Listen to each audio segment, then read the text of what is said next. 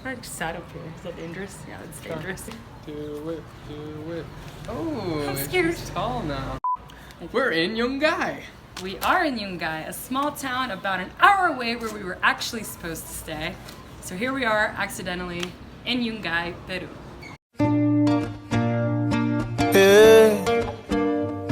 Yeah.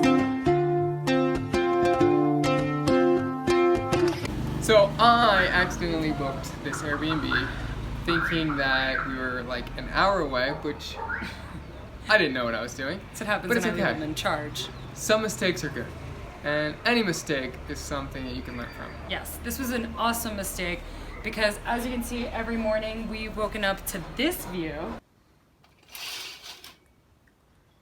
Gorgeous. We've been awoken by the policemen chanting that are training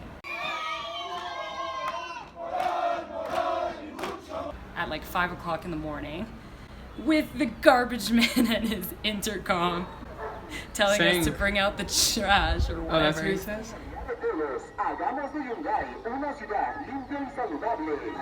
Not to mention that we actually had no idea that this town was actually destroyed. Entirely destroyed. Yeah, in 1970. It's a crazy history, really. This is where the main square of the town sat. And I mean, there's survivors that are still living here from this. And if I didn't make that mistake, we would have never known that. Yes. Ever. And in the end, it's honestly been beautiful. As Yeah. we said, amazing views, landscapes. Great place. Yeah, let's share some of it with you. You guys would love to see this.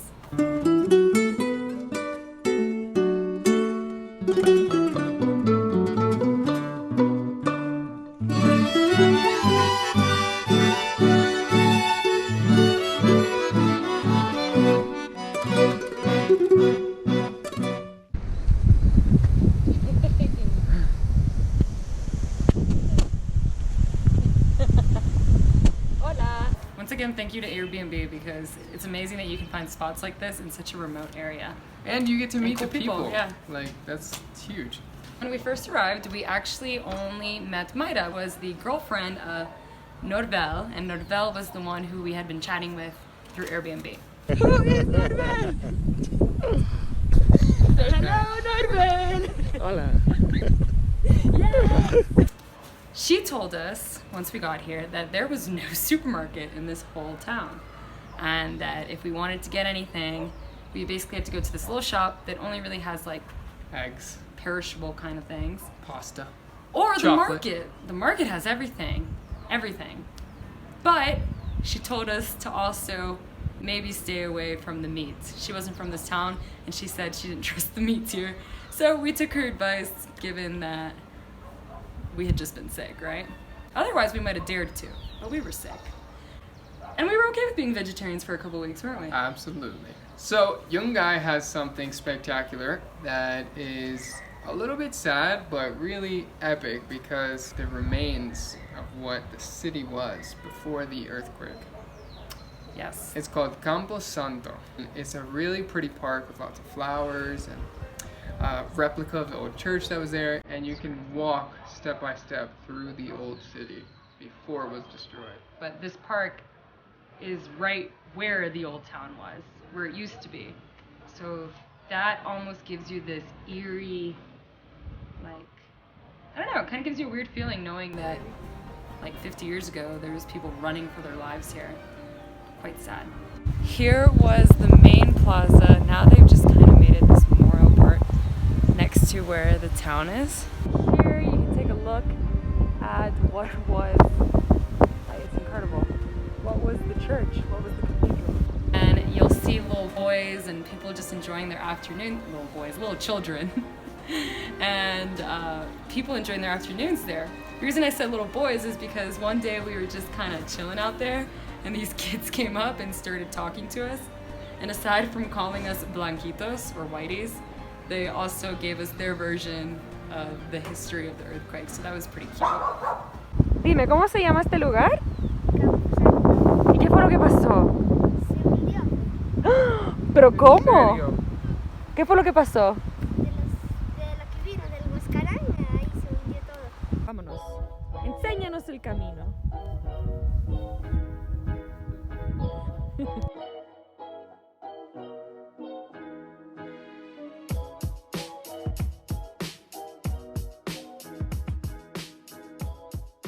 per recommendation of Norvel's wife, Girlfriend.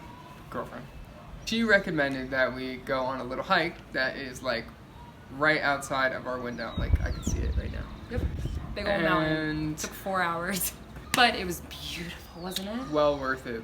On top was this place called Atma, and it was just this little town of, you know, maybe a few hundred people that had their own little community, and Yeah. it was enchanting. Like if this is considered remote, you know, it has no supermarket, then that's considered like remoter.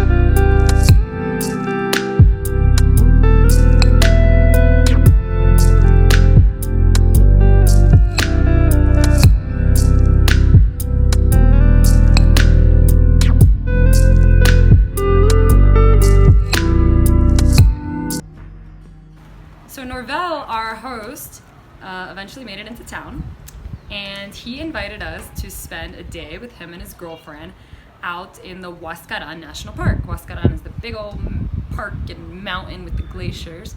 And so we headed out there to check out a couple of the lagoons that are out there.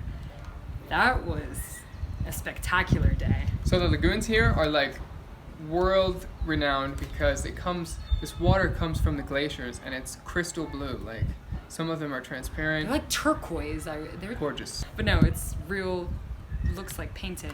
Beautiful colors. And the way up there was kind of fun on its own. Yeah. It was an experience. We're in his nephew's friend's car. He was kind of like our tour in a sense, but just car-wise.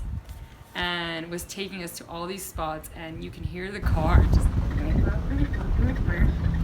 as we're going up. Like these roads are meant for like four-wheeling, like 4x4 type cars, like Jeeps and SUVs, and we're just in this regular old car going through.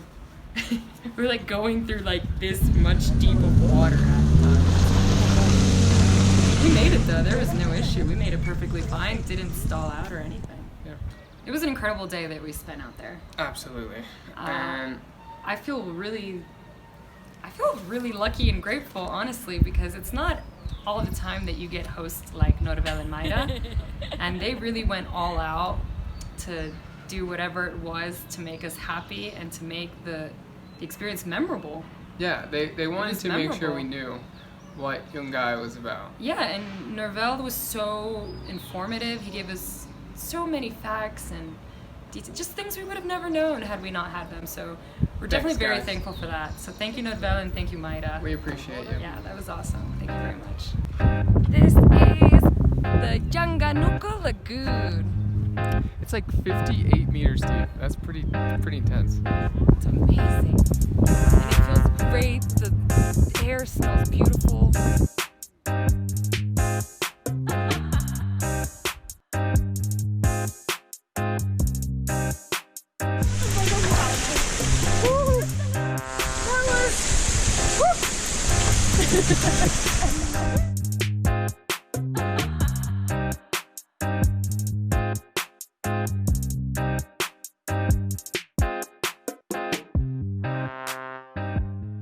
After going on this cool, crazy ride through the mountains, we went out to eat together because we wanted to enjoy the evening.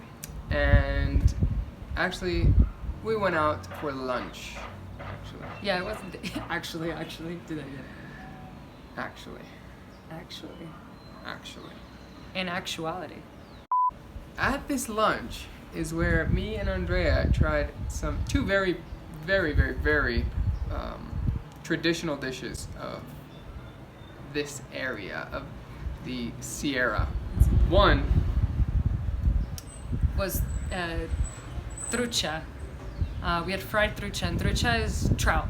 Number 2 was koi, which is a guinea pig. What do you think? The koi was not so bad. So apparently you eat this with your hands. I wasn't really expecting anything. I had been told before that it tasted like chicken. I wouldn't say it tastes like chicken, but if you had to compare it to something you've had before and like one of the typical meats, I guess you could say the closest is chicken. But it doesn't really taste like chicken. Tastes like guinea pig. But it was alright. Tastes like chicken. Little did we know that Mayra was surprising us with a guinea pig of her own that she brought in a bag. Hola, Koi. Ay, ¿lo vas a matar tú mismo? Yo no. ¿Quién lo mata? Su tía de él. Yeah, she brought it in a bag because her mother is how do you She say raises this farm? guinea pigs. She raises guinea pigs. So she got this guinea pig from her mom that she brought in a bag, and she's just like, I hope it's still alive. And we're like, wait, what? And she's like, no, I poked holes in the bag. He should be fine. But he's been in there all day, and we're just like, oh my god. I wanted to play with it. He did play with it. What's that? Mi amigo. What will he be tonight? Which makes it so much more traumatizing. No.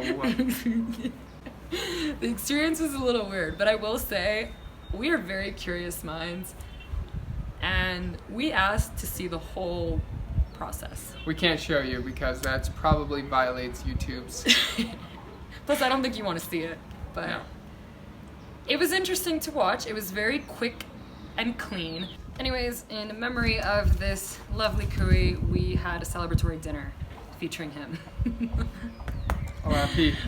That night, after our wonderful dinner, Norvel actually... So Norvel, after our guinea pig dinner, invited us to go and eat lunch with his family the next day, which was special. The lunch that he invited us to was out in the country. It was his sort of in-laws, I guess, country home / restaurant.